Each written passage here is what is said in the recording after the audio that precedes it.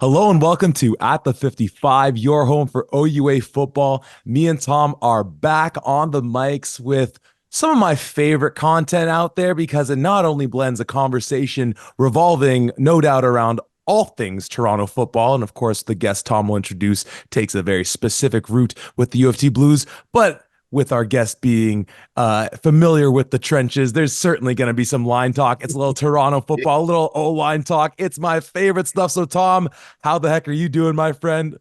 Always good when we've got a special guest on the program. And today we have a good friend of ours, offensive coordinator for one of the most prestigious universities out there, the Varsity Blues. Tommy Kanichis joins the program. How are you, sir?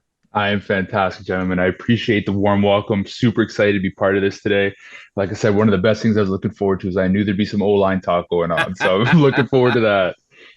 Most definitely.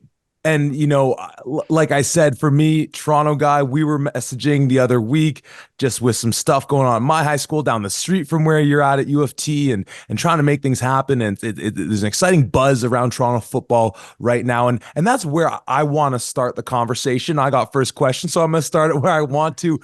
You take over in this position in February. We're a few months down the line, recruiting east, west, all these things are going on. What's it been like for you in your role also as recruiting coordinator in the city? High school season's done, but OSFL is on fire. It's getting going. Obviously, you're traveling a lot with part of that. But can you let us into a bit of part of the strategy being a recruiting coordinator along with your other roles for UofT, something that I've talked on this podcast with Tom, with Dakota, with a number of people for years. If you can dominate the Toronto market, no matter who you are, it gives you such an advantage. What's it been like for you so far?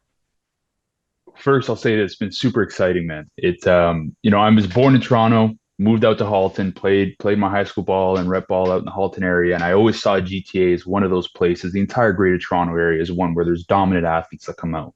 It's there's no question to it. Look around our league, look around the pro leagues. I think this transition has been fast, and it's crazy that it's already been a few months. As we enter into this, it starts like every other program would say, you got to win your backyard. But for us to do that, we've got to understand our backyard, right? What is our backyard? What is the football landscape in the city of Toronto? It's different today than it was 5 years ago, 10 years ago, 15 years ago. And right now, I would say, to be honest with you, it's in one of the strongest points it's been with football Toronto on the horizon. It's been growing at a fast pace. Obviously both institutions in terms of OUA institutions in the city have some big coaching changes and energy coming around those programs. There's a lot of talk about Toronto football, and I think we're seeing kids getting more and more engaged and excited about what their potential staying home in Toronto could look like. Right? You don't have to leave the city to play high level football and compete and get yourself a great degree. You can do it at home. And I think, kids are starting to realize that and get excited about it. And, this OSFL season just kicked off. We had week one. I saw 12 teams over 4 days. So you're 100% right. Recruiting is picking up, and it's one of my favorite parts of this game. You get to connect with kids and their families and hear about their goals and their dreams and, see if it makes sense for you and your institution to be the ones that kind of propel them into that. But right now, Toronto, when it comes to the Toronto football landscape, we're kind of in that identification phase of, what institutions do we feel best partner with UofT? What coaches do we feel best partner? What kind of student athlete does the city of Toronto provide for us? And then where from there can we support to continue to grow that student athlete to, again, become a varsity blue? If that's what is their best intention and best goal, what kind of supports we do? Like we talked about the other day, Zach, you and I over text, right? Anything I can do to help, reach out. There's nothing more important than the growth of the game. That's Oh, and why I do what I do. A lot of our coaches, it's why we do what we do. Growth of the game. It's a platform for people to develop and achieve their goals. Anything we can do to help, let's achieve it. And I think Toronto's a place that unfortunately has been underserved, I believe, in the past 20 years. And I think we're seeing the change. I think we're in the midst of it. In 5 years from now, we're going to look back at this conversation and be like, the damn thing's happening. I certainly will reach out, by the way. Yeah. Perfect. Yeah. Yeah. And absolutely, like you're talking about with people like yourself, obviously Coach DA and everything you guys are doing with the Blues, but even with the York Lions and Dexter Janke and the guys that are bringing in over there, I am so excited personally for the future of what the Red Blue Bowl has the potential to look like. We don't want to count our chickens before they hatch, whatever, but I have total confidence in guys like yourself, Coach DA, and the expansion of what that looks like. I want to get into your own personal history here, but just before we do that, I do want to bring up one similarity that I'm sure you've had to deal with in the past couple of years. Working with the University of Toronto, one of the most prestigious universities from an academic standpoint in the world, coming at it from getting a student athlete ingratiated into that program here and having something similar with Queens, obviously, with once again another outstanding academic institution, but that has very high standards for what you're doing to get in there. Obviously, as a student athlete, there's so much more that goes into it rather than just being a student. There's practice and working out and all the commitments that way. What does that process look like to you when you're not only talking to them about the incredible academic future that they have if they get into the University of Toronto, but not overcoming that hurdle, but dealing with the high levels of entry points for kids to just get into your university before they can even get onto the field? 100%. It's I'm lucky I've been able to serve at a few different organizations that have similar challenges, but I see them as pros and cons, strengths and weaknesses. And I'll put it like this: there's a certain type of student athlete you can recruit to the University of Toronto, right? It is not for everybody. It truly isn't, right? There's certain students, certain organizations that we know our time is better served elsewhere than dealing with that high school or whatever it may be, summer organization, whatever it may be. So you're going to lose some talent. The reality is your net, right? If our net of athletes is 10 by 10 wide, we're in that 5 by 5 window because those are the only ones that are actually academically eligible. But what that does for us is it creates a different atmosphere and a different type of student athlete. So usually what you're going to get is a student athlete that understands time management, accountability, communication, work ethic. A lot of those skills are already instilled. Now, are they perfected? Most likely not. There's a 17, 18-year-old young man, right, that's coming in to play U Sport football. But that skill set is usually more refined because of their academic prowess, right? So it allows us as a coaching staff to not spend as much time teaching those skills and focus more so on the higher level skill of football itself, how to get through university once you're in. What does it now mean to manage a part-time job, to manage academics and university away from home for the first time? It's a different challenge, as where I've been to some other institutions where, academics weren't necessarily a challenge for some coming out, and you get a different type of student athlete. You definitely get some crazy athletes, but a different type of student athlete. And I think when you look at building a program, it doesn't. The athletes matter, of course. They are what are on the field, putting on the performance, but it really comes down to your team, your unison, your unity, your communication, your accountability, all the things, all the skills, the soft skills we just talked about that a lot of these guys come in with. So the way I see it, yeah, it is a challenge. There's some kids who are not going to be able to pursue that we want to. There's going to be some guys that want to come to UofT that won't have that ability. But at the end of the day, I see it as a positive for us. And it's one of the many things that enticed me to come to the institution was we're going to get a certain type of person that already is so detail oriented in what they do. And usually those guys have dreams and goals in football and beyond, which means that hunger and that passion is always existing. And it's not our job. It is our job, but it's not our must to go pull it out of them. It already exists.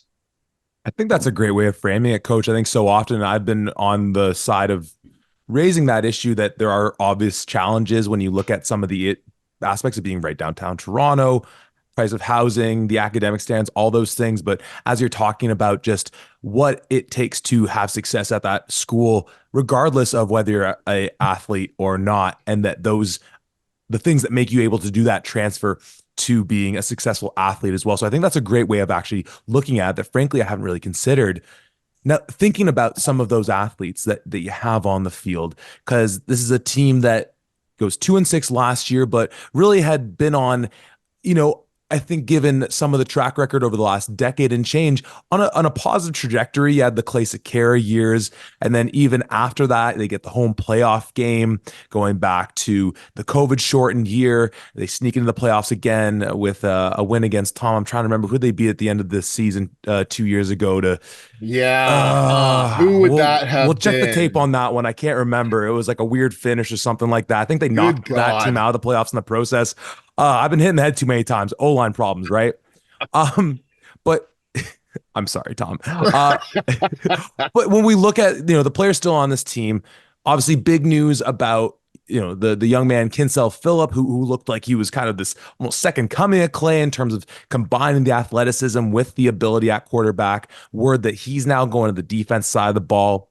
We've seen some really positive things from Scott Barnett at the quarterback position. And then thinking about some of these skill position guys, particularly guy like Lucas Stoikos and Jake Oseen, guys who were balling out with the East West, and then a defense that, and other players as well, but then a defense where we're racking our brains watching last year being like, we need another year of tape, because if this repeats, this is actually like a ball hawking, like grinded out defense led by a young man in Ryan Stewart getting 57 tackles, ball hawking interceptions all over the place. Again, a lot of them came against one team. I can't remember who it was, but Tommy, let's talk about the players on the field, because I think, again, a lot of people have these preconceived notions that have been built over years of a bit of lackluster, that when you look at the talent there, the energy, as you said, coming in with some of the new coaching, with DA Coach Adams coming in, this is an exciting team right now. Without a doubt, it truly is. I'll say this to your point. This institution has 6 national championships, 25 divisional championships. If you look at the Grey Cup, the first name on is the University of Toronto. There's an expectation here, right? We've talked about it before, and you're 100% right. I've been on the other side, looking at this place, not in recent years, but in past years when I was playing, being like, I know we can go get those guys. And I walk in the building in February, and I made sure I came in blank slate. Have to, right? I can look at the stats from last year. I can watch the film from last year, but every person in this program has worked over those past couple months. Where are you today? And I can say, man, I'm extremely confident with the group we have. We got a group of hungry guys. And I think the biggest thing is the struggles that have occurred. I'm a big believer failure is one of the most beautiful things in life, right? And everybody wants to pursue 8-0. That's the goal, right? Everybody wants it. Every single program, we're all pursuing it. We're all pursuing our divisional championship, the national. You go to a program, you ask them what they want at the end of the year, it's a Vanier Cup. That's the reality. So anything short of that, is a failure, which seems like a harsh word. But I see it as a beautiful thing, because it's less than an opportunity to grow. And one of the best things I've learned in losing or failure, you can say the two is the same, is what it really does is it brings people together, right? And one of the first things I saw when I arrived here was this team is tight. They love each other. They fight for each other. They believe in each other. We sat down and we spoke with every single athlete on the roster, and I'm still making sure we're doing this myself. Yes, I'm our offensive coordinator, but I want to know every single defensive guy too. It's a must. Offensive, it's a must. And one of the things that's been consistent that I'm hearing from all the guys, coach, we believe in each other. We believe in each other. We know we can do it. And to me, that speaks volumes. And I walk around and I take my bias to my people, my love for those guys, and I take it away and I look at football. Okay, let's put on the film. Let's break down the X's and O's, our execution level. And we just talked about it. There's an intelligence level that's in this locker room. And I can tell you, install is a lot easier when you got guys like that in the room, right? Adjustments and teaching your receivers when to carry in man versus when to sit in zone. It's a lot easier when you got guys like that in your room. How to adjust protections and blitz pickup. It's a lot easier when you got guys like that in the room. So I think, the care that they have, and they're caring for the right reasons, which is each other. It's not about ego. Egos have been beat up. That's the reality, right? So now it's leaning on each other, trusting each other. We got some very, very strong pieces to your point. You dropped a couple of names of some guys that definitely have improved a lot over this offseason and showcased themselves in the past. I think, we had 5 guys representing at the East-West Bowl, and not one of them looked out of place. A lot of them were guys making plays on the football field. So, in terms of what is our capacity, what is our ceiling, time will tell. But I'm definitely excited for what we have and the guys we have in the room and their hunger for what they want. I'm not worried about chasing them. They're going to get it on their own. I just got to put them in the right pathway. Man, that recruiting coordinator coming out in full force, man. Give me my Blues. I'm ready to go. I got a band for you, brother. I got one right here for you. I love it. I love it. Speaking about your own personal history, before we continue to dive into the UofT Blues as well, obviously, like we mentioned, you played at Carleton for a few years there. Actually came up in the inception along with everybody else and was a part of that historic team that brought back the program. And going straight from there, you go into the University of Waterloo, and arguably some of the most exciting times to be a Warrior with Trey Ford and everybody else in that outstanding offense that's there. afterwards, you jump out east and you go out with St. Mary's, and you're the offensive coordinator there. Starting off in COVID, which I'm sure was a hell of a thing to deal with as well, which I definitely want to talk about. But just overarchingly kind of looking at everything after St. Mary's, you come back to the OUA with Queens, and now finally with the Varsity Blues here. It's a certainly unique path because we've seen so many coaches, while obviously having a lot of experience with some other coaching staffs themselves, you having the opportunity to play in different conferences as well as different schools. What were some of the things that you learned, not just working with a guy like John Behe and Trey Ford at Waterloo, that brought you out to the AUS for your first official offensive coordinator position with St. Mary's? I'll say this first, man. I'm very blessed. I'm very lucky. Coaching was always something I just did out of love. When I was playing at Carleton, I did it. I was coaching Ottawa Sooners. I was, helping out in the CAFA programs. I was involved in football in some capacity. And to say that it's become a career, I get to wake up and my bills are paid from doing this every day. It's a blessing. It truly is. And I've met so many amazing people. You've named some of them.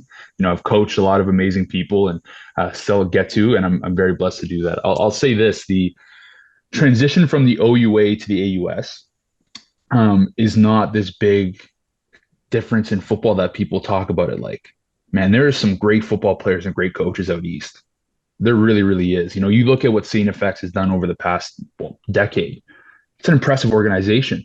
Coach Waterman, in my eyes, is one of the best in the business. There's no question of that.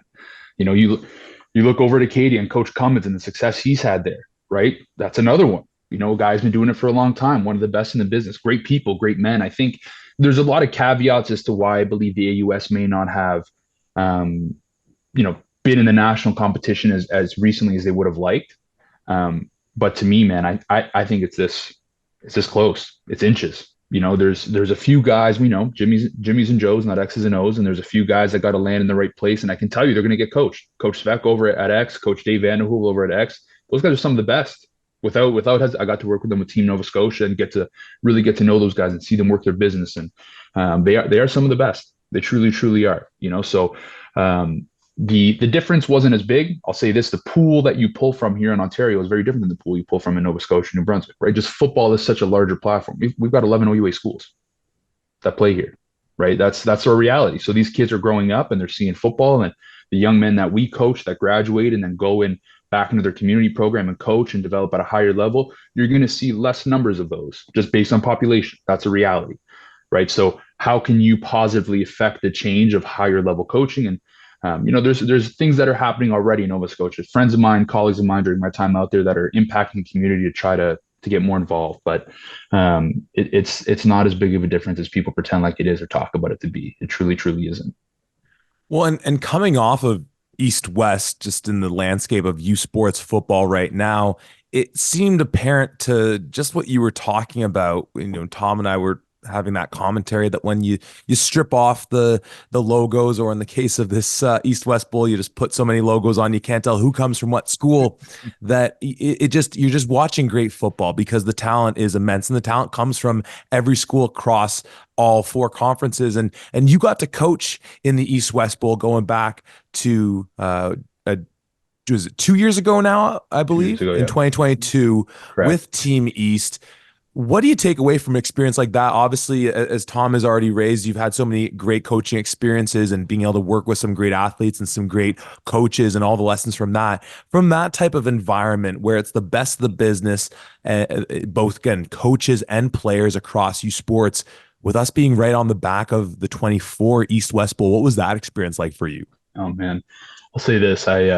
So our quarterback coach, Coach Jamie Cook with the University of Toronto, he was the offensive coordinator this year for Team East. And, I told him, like, soak it all in, take it every moment. You're surrounded by great coaches. He's not an ego guy, but we'll make sure ego's eliminated. Soak it all in. Ask as many questions as you can. Learn from these guys. Give as much as you can. They'll learn from you, and learn as much as you can. For me, speaking individually, I got to coach running backs a few years ago. Prior to that, I've coached the O-line there, and then I got to coordinate in 22 or 21. I don't remember anymore. The years are blending. And anyways, long story short, I'll tell you a story, and this kind of sums it up to me. The year I was coaching the running backs was 2019 at the East West Bowl at Carleton. And I'm in my room I'm in an apartment style bedroom. I have my roommate next to me. He hasn't entered the room yet. It's day 3. Some of the head coaches show up a little later, just on the day of the Kafka meetings, the head coaches meetings. Anyways, long story short, I walk out of the bathroom and Coach Greg Marshall from Western is my roommate, and I'm 3 years into coaching. Again, Coach Marshall is one of the greatest. There's no hesitation or question to that. So I walk into my room and he's my roommate.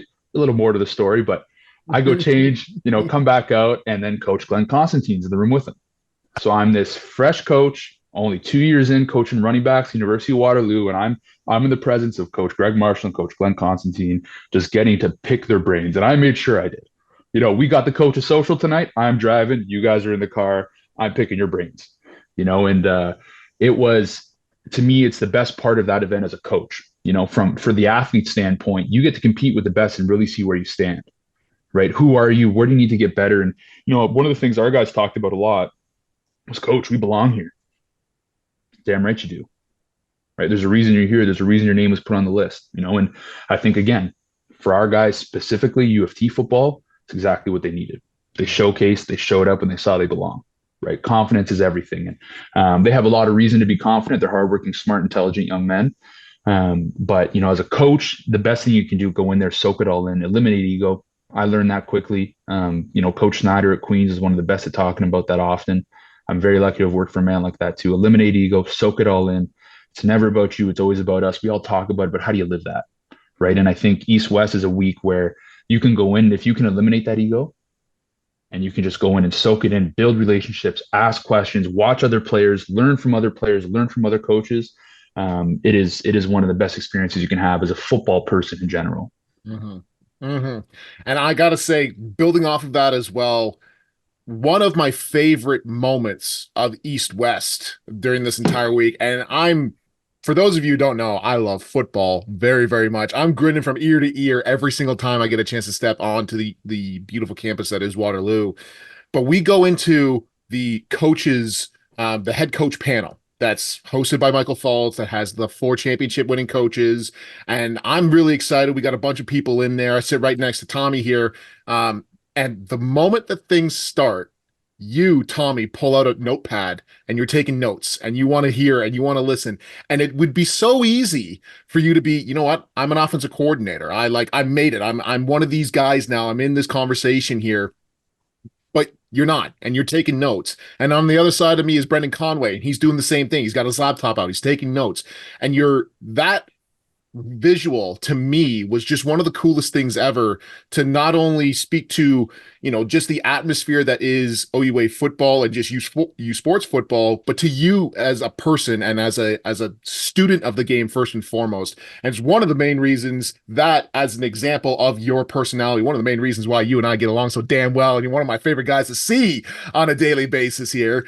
But building off of that as well, and certainly as you were speaking about just previously there, you have a chance to work with some outstanding head coaches. Obviously, Chris Bertoya at Waterloo. You go out with Samara out in SMU, and then Steve Snyder, like you just said. And you've got guys where, Bertoya is just this larger-than-life figure. He's happy. He's got such a love of football and life. And you've got Coach Steve Snyder, who is history of the game and wants to grow and has the same passion.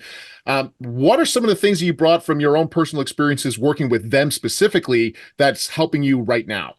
100%. I think, I've been lucky to, like we said, be around a few different programs, and you learn a lot of what to do and some of what not to do at all of those. And that's a reality. That's not a shot at anybody. That's a reality of every organization.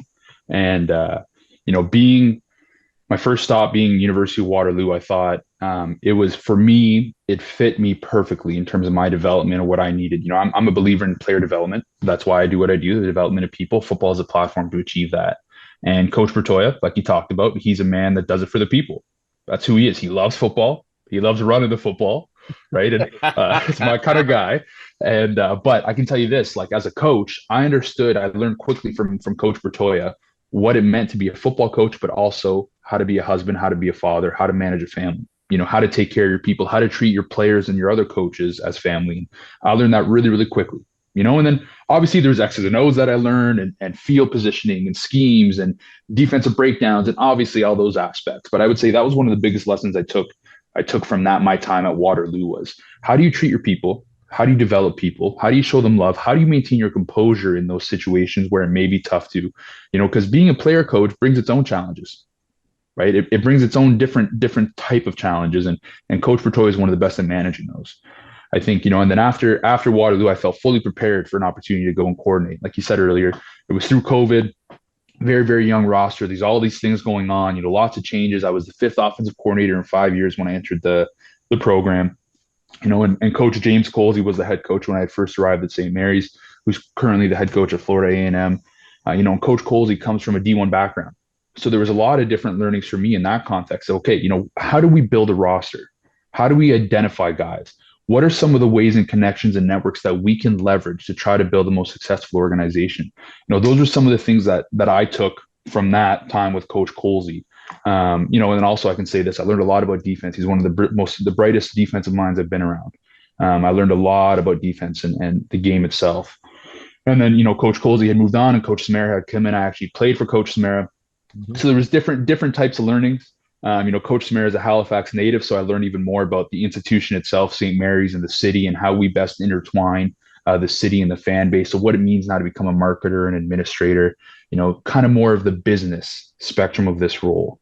And then, life, my fiance and I decided it was time to come back to Ontario, come back home. And that's what landed us at Queens, which I'm very, very thankful for. That was my time at Waterloo. We were in an exciting rebuild phase, right? Trey Ford, his freshman season, exciting offense. There's all this, it's a rebuild era. Get to St. Mary's, I'm the fifth OC in 5 years. We're stabilizing, we're building and establishing a new culture. Then I get the opportunity to go to Queens, where this is a top program in the country, and that was the next kind of layer for me. I thought, okay, what do the best look like on a daily basis? I when I played, I had the chance to compete at a high level, but now as a coach, what do I need to do to make sure we achieve that? And Coach Snyder, I'll say this to everybody, he's the real deal.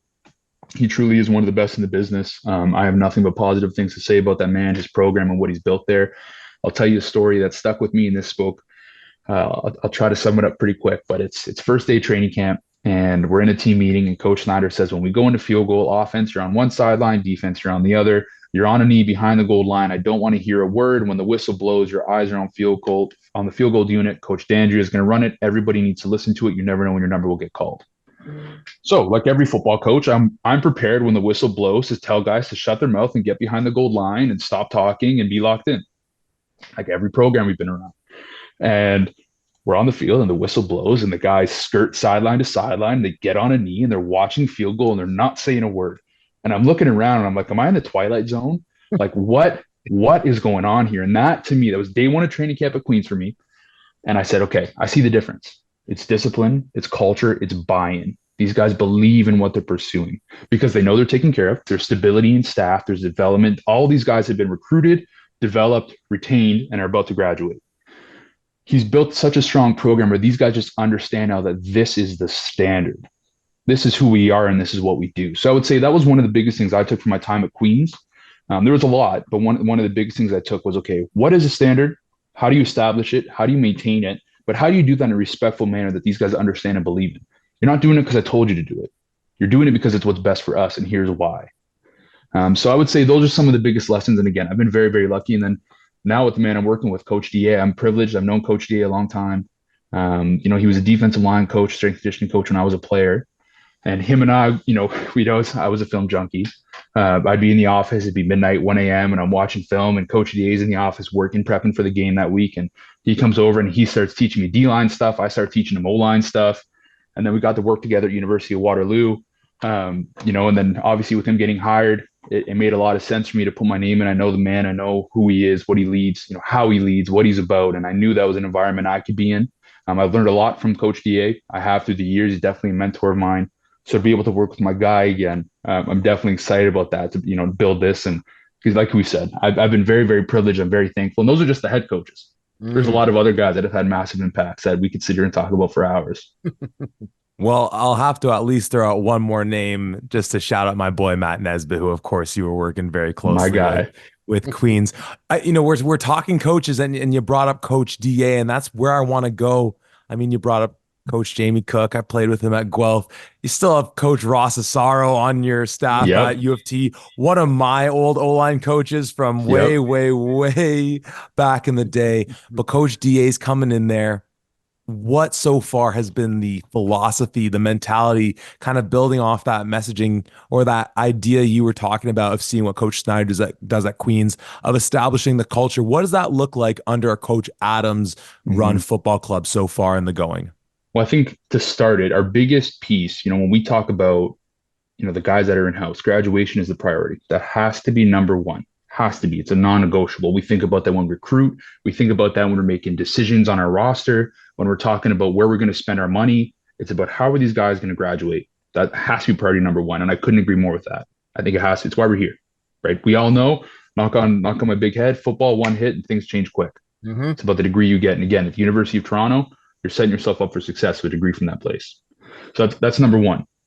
Number two is robust student athlete experience. So we want these guys to really, really enjoy their time. What does it mean to have a robust experience? Well, one, be in an atmosphere where you're academically, yeah, you're going to have some stressors, but you're sound, you're clean, you're supported, you've got the resources you need to be successful, right? This is school. There's going to be stress.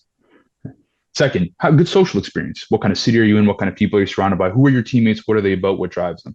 The third, compete. We all want to win football games. We're all competitors. So how do we create that robust experience through that?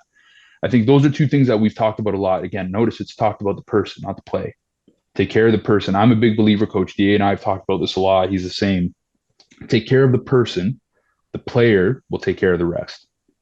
Show them you care, show them you love them, show them you trust them, show them you respect them, right? Give them the pathway, give them the tools. And the hope is that those guys, if they're bought in, like we just talked about, will pursue that. They'll buy into it. They'll believe in it. They'll chase it. They'll chase it. They'll chase it. They'll see the results. And every single day they get that much closer to what you're painting the picture of what their goals are for them. One day they achieve it. So it's the biggest thing: graduation, robust student athlete experience. We want to make sure, we kind of have three main pillars that we communicate with the guys: love, trust, and respect. You just heard me say them. Those are the things that are a must for us: love, trust, and respect. That's from player to coach, player to player, coach to coach, all of us, to admin, to everybody in house. Love, trust, and respect. I'm going to love you. I'm going to trust you. I'm going to respect you until you give me a reason not to, and vice versa. And whenever that reason comes, we got better communicate and figure out how we're going to fix it. So that's kind of what we live off of. Big believers in house. Take care of the people. It's a must. God damn it. I'm turning into a Varsity Blues fan, even though you knocked on my Marauders a couple of years in a row. That's who they Only had knocked some out. eligibility. It was Mac. That's Oh man, I absolutely love it. Now, going into the offensive side of things, speaking completely selfishly here, I have to say, when I first heard this, obviously I'm incredibly happy for you. Like I said, you're one of my guys. To see you succeed is something that it's just an amazing thing for me. But when I'm looking at this, being like, this man has experience with Trey Ford at Waterloo, and now he's coming in with Kinsale, and then Kinsale obviously makes his decisions and everything. We wish him the best of luck, but selfishly, I'm getting all fired up for that. Now you've got Scott Burnett, and you've got an outstanding offense, like Zach was mentioning earlier here. But when you come on, you've got like what, a week, and then you got spring camp. So Yeah, what 2 is days that? actually. 2 Yeah. days. Even Yeah, better. So yeah. what is that experience like? Because like you said, it's a blank slate there. You're trying to learn as best you can with what was, but also you've got your own offense that you want to implement. You want to get the Mhm. best out of this time here. What was that process like for you? I think, to be honest, it kind of fit my philosophy perfect. And here's what I mean by that. I'm about who do we have, and then how do we put them in a position to be successful. I think I'd be foolish if I walked in to any train, even I had months to prep. If I were to watch the game film from last year, the practice from last year, when I don't know what they were getting coached. They were getting coached well. I know the coaches that were here, great coaches, but I don't know what the techniques, what the schemes, what the details were of those concepts. I'd be foolish to come in with a playbook and say, here's what we're running. What I had to do, and I said this to the guys day one when I arrived, was firstly, don't care if you're an all-star, if you're a league MVP, show up. Got to see who you are. Right? Second, skill set. What do you do? Who are you? What position do I need to put you in for you to be successful? Right. So those first couple of days of camp are evaluation. And for evaluation to occur, you got to play fast football. So as a coordinator now, I got to keep it simple, right? Which is what we did for the first couple of days. right?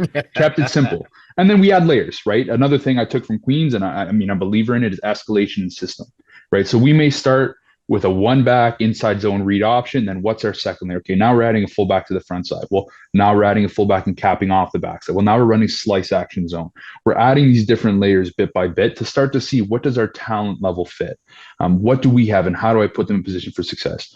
As coordinators, you can spend up all night drawing on the board, drawing all these cool things that you want to do. It all looks good on paper, but do the guys understand it? Can they achieve it? Is that a position for them to be successful? So I think it fit my philosophy very, very well, back to what I was saying, in the sense that we had 15 practices in. I had 15 practices of evaluation with our guys, building love, trust, and respect with them, trusting them, seeing what they can do. And then from there, starting to devise the ultimate plan. Okay, here's the system that I believe is best going to fit what we have.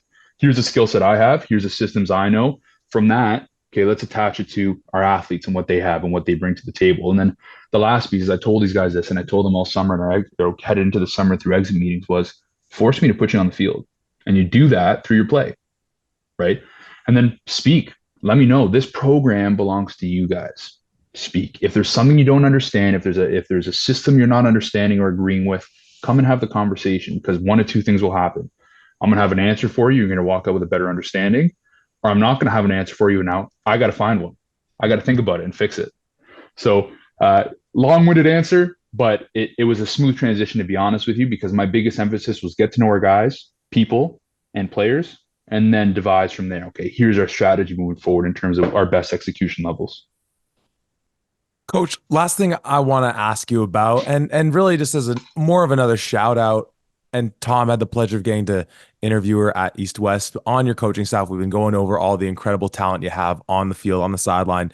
Of course, Carly Manners, who's working with the offensive line, as Tom gives the fist pump for those tuning in just through the audio. What's it been like working with Coach Manners? You know, for folks that don't know the full track record, and no doubt you have a better understanding of it, but you know, she's been coaching at so many different levels, playing at so many levels, not just of football, but of sports, which I think is something that we need to continue to emphasize with our athletes in general. Just, you know, play sports at the end of the day, you know, get involved and things transfer. What's it been like having her on the staff and what she brings to the Varsity Blues offense? Absolutely amazing. Absolutely amazing. Carly is, you know, Tom was talking earlier about student of the game. Carly is an absolute student of the game, but with a high intellect of it already. You know, so back to what you were saying, we're in there writing notebooks. Our first couple of practices together with Coach Manners and I, we're on the field running Indy with the offensive line, and she's got a little black notebook she pulls out, and she's jotting down all these terms and these drills we're doing, and we come back into the office, and we always do a debrief after practice as a staff. You know, we'll go into as a full staff, and then we'll split O&D and debrief on the practice. And Coach Manners always has a lineup of questions, and she's not asking just to ask. She's not one of those. There's purpose to what she's asking. She's very intelligent. She's definitely, PhD candidate at UofT right now in history. Very intelligent woman who works her tail off. It's definitely been a benefit, for us in terms of translation. She understands the academic system at UofT, which for us as a new staff, that has been a massive weapon for us as well, to have on staff. But she's earned respect quickly. She's done it the right way. She has no fears of pushing buttons or challenging. She's going to ask because she knows she should, because it makes us better.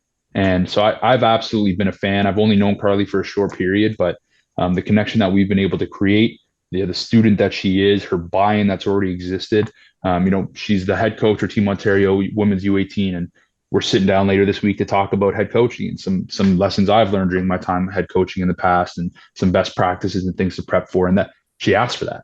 That's the kind of person she is, and I love it, because if this is what Coach Manners wants to do, the future is very, very bright for her. She's got many pathways because she's very, very bright herself. But if this is what she chooses to do, she is going to dominate. Absolutely. Mm-hmm. I love it. And like you were saying, I had a chance to sit down and speak with her a couple of times throughout the week at East West. And one of the things that I love the most is that when you get into a situation where you are trying to be as inclusive as possible, you're trying to do a new thing, bring a new faction or people into a certain space, there can be times where it's just, hey, we just brought this person in, and now look, we have somebody who represents this. But all three coaches who were invited to East West, Coach McIntyre, Coach Westlake, and Coach Manners, know their stuff. And it's not just we hired a woman, look at us. It's no, she brings something to the program that's here, whether it's a passion for the game, a student of the game, coaching the guys, whatever it is. And it's so incredible to see that aspect of the game growing, but growing in the right way and not just Hmm. pulling somebody off the street just to say that, hey, we've got somebody here, look at how good we are. But no, this is just another outstanding coach who happens to be a female who wants to be a part of this program here. And I love it.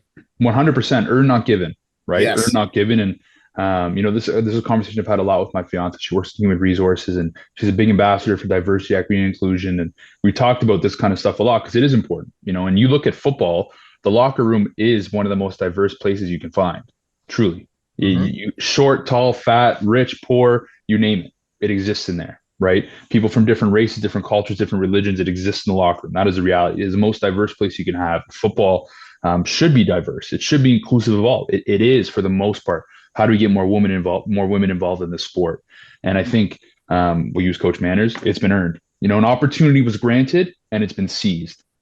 Hmm. Right? It wasn't just here's my opportunity. Let me live through it and flow through it. No, no. She took it by the horns and she's running with it and she's not letting the damn thing go. So I couldn't agree with you more. Like it's take advantage of the opportunity. I'm glad to see it happen more and more because at the end of the day, this is also going to open up doors for not just women, people from all different backgrounds. Hmm. More opportunities will continue to open. We know it. We've been around football a long time. There's 27 schools in U Sport that play football. You've only got 27 head coach jobs, 27 OC, 27 DC. Opportunities are not massive. So anywhere that those opportunities can be created for someone to get their foot in the door and the right people that are willing to learn, drop the ego, work their tail off, will find success at that point. So I'm excited for it, for Coach Manners and all the other coaches that are getting these opportunities because I think in 5 to 10 years from now we're going to be seeing those names as people getting paychecks doing this for a long time. I love it. And that's going to be a fantastic point for U Sports football. The very last question that I have for you is tying everything back into what we've been talking about in A, growing the game, and B, really looking at Toronto, understanding the Toronto football landscape and understanding what that means. Like you said, to dominate your backyard, you need to know it, you need to understand it, you need to find that niche of the U of T Blues because, like you Mm-hmm. said, in that 10 by 10 net, you're working with a 5 by 5 to find the right kind of person. What is it? What are you hoping to not just be in U of T, but how do you hope to affect Toronto football as a whole by the outstanding coaching staff that you guys have brought in, the mentality that you brought in, and between you and me, the conversations that you and I have had about the future of what the Red Blue Bowl is going to look like. What is your goal for Toronto football as a whole being where you are now? Yeah, I think um, for U of T football, let me talk Toronto football, sorry, and then I'll jump back to U of T. I think Mhm. for Toronto football as a whole, what I'd love to see happen is that one, an elimination of barriers for a lot of these young kids coming out of high school, right? Financial barriers. It's a reality, right? And that's not just U of T, that's all institutions, right? You look at, the socioeconomic standing right now, the city of Toronto, the cost of living everywhere, but Toronto specifically, there's a lot of young athletes that don't actually pursue because they don't feel that they can afford it. Their family is prepared to do that. Don't want to take on a ton of debt. So what are some ways that we can break financial barriers? And that may be an athletic scholarship. It may be an academic scholarship. Maybe there's some form of scholarships, bursaries, and grants that are available through the institution or outside of it external. So I think that's number one is how do we create and break financial barriers for these kids? It's a must, non-negotiable in my eyes. And that's just not Toronto, but that's got to be our pivotal focus for right now before we widen that skate. I would say number two, it's kind of what I mentioned earlier. Show these kids that they've got a great opportunity at home. You really, really do. Right. And I think the reality is this. I know if I'm a 16, 17-year-old kid and I've got a team that just played in the Yates Cup and I've got a team that just went 2-6 recruiting me, a little bit of an easier choice for me on where I'm going to go. Right. So winning football games fixes a lot of problems. Right. So we got to win some damn football games. Right. We're in pursuit of that. We're working our tails off for that. And I think that already begins a change and that will happen. I think third to that is, okay, how can we not only help develop the student athletes in the city, but the coaches that are here as well? There's a hunger, there's a want. You can see it through Football Toronto, the organization itself. So if we are a school in downtown Toronto, how can we better support the coaches around the community, whether it be Junior Argos, Etobicoke Eagles, Vaughan Rebels, Central Tech, any schools? How can we play a role in your development? Does that just mean support? Does that mean coming in to talk to your kids about what recruiting process looks like, what an application process looks like, inform them on UofT and say, hey, you have an option at home, whatever it is. Is it a coaching clinic where we sit down and we talk O-line play, we talk RPOs, whatever it is. How do we better develop coaches in the community that will then affect the athletes in the community? Right. And that, as a coach, I'm always developing myself. It's a must, hence the notebook. Non-negotiable, have to, always a student of the game. But I think I've got a couple of nuggets I could probably pass around and, would hope to help. So I would say that's kind of the main facet. To sum it, what do I want to see? I want to see a stronger, healthier football where egos are eliminated and it's about the student again. It's about the development of the student athlete. And I think that, these kids need to see that there is a legitimate option for them at home and not be afraid by that, but actually excited by it. I'm a low 70s kid going into my grade 11 year. I need an 80 to get into UofT. I got 2 years to get it right. Right now, that kid's going to be better because of that. Right, and that's what I want to see happen. Coach, as one coach at a downtown Toronto school, also named the Blues, to another, I just want to say thank you for everything that you, Coach DA, and everyone on that amazing staff are bringing to not only the UofT Blues, but for everything you highlighted there to football in the city of Toronto. It means the world to me personally. And I think, as you highlight, it'll affect so many deserving young people and their opportunity to continue pursuing a sport that the three of us all love so much. Tom, last words to you. There is a very specific reason why I am such a fan of football, of U Sports in particular. And I think, Tommy, you are a embodiment of what that is.